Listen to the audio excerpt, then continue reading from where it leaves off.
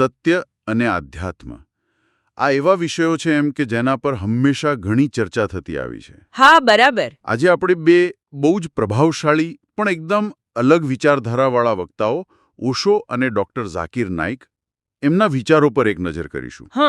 આપણી પાસે એમનો એક કાલ્પનિક સંવાદ છે, એટલે કે એમના મુખ્ય વિચારો સામસામે મુકાય એવી રીતે. અચ્છા. આપણે એ સંવાદના આધારે એમના જે દૃષ્ટિકોણ છે એને સમજવાની કોશિશ કરીશું. ખાસ કરીને પેલો મુદ્દો આંતરિક અનુભવ વિરુદ્ધ ધર્મગ્રંથ અને તર્ક. બરાબર.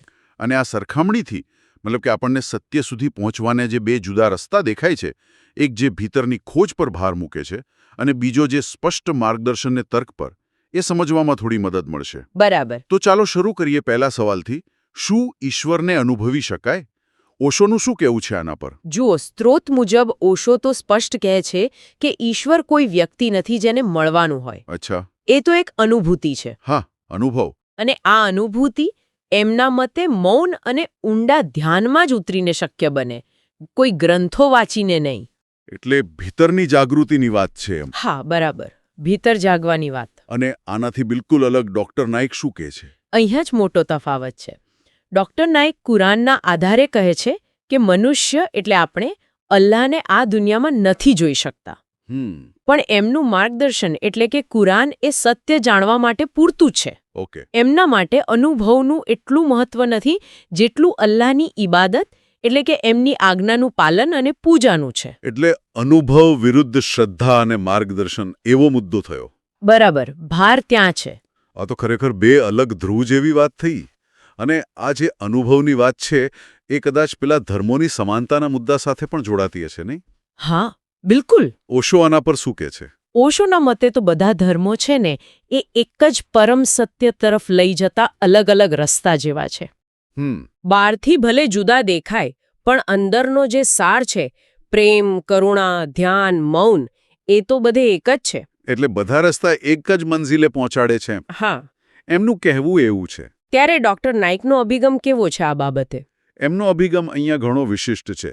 એ ઇસ્લામને અંતિમ અને સંપૂર્ણ ધર્મ તરીકે જુએ છે. ઓકે. હા, એ સ્વીકારે છે કે પહેલાના જે પૈગંબરો હતા કે ધર્મો હતા એમાં પણ સત્ય હતું, પણ એમનું માનવું છે કે સમય જતાં એ મૂળ સંદેશાઓમાં ફેરફાર થઈ ગયો, થોડો ભ્રષ્ટાચાર આવી ગયો. અચ્છા. એટલે હવે માત્ર કુરાન જ અલ્લાહનું અંતિમ અને શુદ્ધ માર્ગદર્શન છે.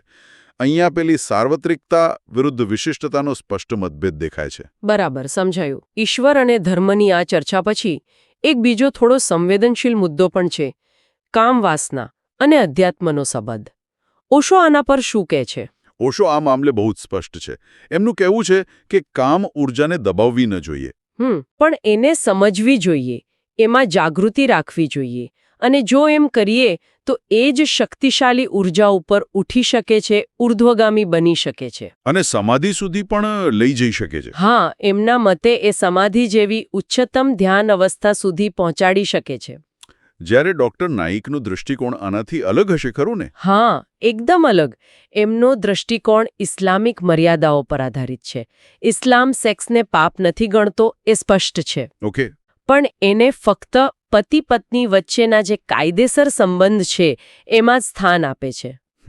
એ એને શારીરિક જરૂરિયાત તરીકે જુએ છે, પણ ઓશોની જેમ કોઈ આધ્યાત્મિક રૂપાંતરણના સાધન તરીકે બિલકુલ નથી જોતા. એટલે અહીંયા ઊર્જાના રૂપાંતરણની વાત છે અને બીજી બાજુ નૈતિક અને સામાજિક નિયમોની. બરાબર. આ જ મુખ્ય તફાવત છે. અને હવે અંતિમ મુદ્દો, શું તર્ક, આપણી બુદ્ધિ આપણને પરમ સત્ય સુધી પહોંચાડી શકે? ઓશોનું શું માનવું છે? ઓશો માને છે કે તર્કની એક મર્યાદા છે. એ ઉપયોગી છે, ચોક્કસપણે. હા. પણ અંતિમ સત્ય માટે તો એમના મતે શ્રદ્ધા, સમર્પણ અને ધ્યાનની એક છલાંગ લગાવવી પડે છે. એટલે બુદ્ધિથી પર જવું પડે. હા. સત્ય એમના માટે કોઈ બૌદ્ધિક સમજણ નથી, પણ એક ઊંડો અસ્તિત્વગત અનુભવ છે. અને ડૉક્ટર નાઇક આના પર શું ભાર મૂકે છે, તર્ક વિશે?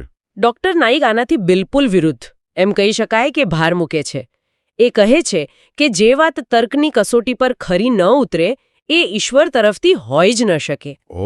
એમના મતે કુરાનની દરેક વાત તર્કસંગત છે અને તે વિજ્ઞાન અને લોજિક સાથે પણ સુસંગત છે. અચ્છા. એટલે એમના માટે તર્ક એ શ્રદ્ધાનો વિરોધી નથી, પણ સાચી શ્રદ્ધાનું એક પ્રમાણ છે. અહીં પેલો તર્કની મર્યાદા વિરુદ્ધ તર્કની સર્વોપરિતાનો મુદ્દો ઊભો થાય છે. તો આ આખા કાલ્પનિક સંવાદ પરથી આપણે જોઈએ તો ઓશોનો માર્ગ મુખ્યત્વે આંતરિક અનુભવ, વ્યક્તિગત જાગૃતિ અને ધ્યાનની ઊંડાઈ તરફ લઈ જાય છે. બરાબર. અને ડોક્ટર નાઇકનો માર્ગ સ્પષ્ટ ધાર્મિક સિદ્ધાંતો, કુરાનના માર્ગદર્શન અને તર્કબદ્ધ દલીલો પર આધાર રાખે છે. હા, બંને સત્યની ખોજની જ વાત કરે છે, પણ એમના સાધનો અને પદ્ધતિઓ એ એકદમ ભિન્ન છે. અત્યંત ભિન્ન. ખરેખર. અને મૂળ સ્ત્રોત પણ છેવટે તો એ જ કહે છે ને કે આમાંથી કયો માર્ગ સાચો એ નક્કી કરવાનું તો છેવટે વ્યક્તિ પર જ આધાર રાખે છે. બિલકુલ. દરેક વ્યક્તિએ પોતાના અનુભવ અને સમજથી નક્કી કરવાનું રહે. હા. અને આજ આખી ચર્ચા મતલબ કે આપણને એક વિચાર સાથે છોડી જાય છે. કયો વિચાર? કે સત્યની આપણી પોતાની જે ખોજ છે એમાં આપણે આપણા આંતરિક અવાજ, આપણે અનુભૂતિ પર વધુ ભરોસો કરવો જોઈએ કે પછી જે સ્થાપિત સિદ્ધાંતો છે, ગ્રંથો છે, તર્ક છે એનું માર્ગદર્શન લેવું જોઈએ? આ પ્રશ્ન ખરેખર વિચારવા જેવું છે. પોતાના માટે શું સાચું છે કેવી રીતે નક્કી કરવું? બસ એ જ. આના પર મનન કરવા જેવું ખરું.